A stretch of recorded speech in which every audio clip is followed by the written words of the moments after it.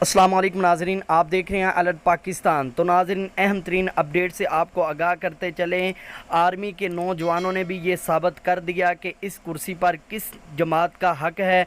तो नाजरीन, आपको सारी डिटेल के साथ बताते हैं, वीडियो को लास्ट तक देखिए। अगर आप लब्बैक वाले हैं तो वीडियो को लाइक करें और चैनल को ज़रूर सब्सक्राइब करें। और आपकी मोहब्बतें आजकल नज़र नहीं आ रही, बहुत कम होती जा रही हैं, तो अल्लाह पाक आप सबको सलामत रखे। तो नाजरीन, आर्मी के नौजवानों ने यह साबित कर दिया कि इस कुर्सी पर अब किस जमात का हक है। उन्होंने साफ साफ ये बता दिया है कि इस कुर्सी पर तहरीक लब्बैक के अमीर हाफिज साद हुसैन रिजवी साहब का हक है।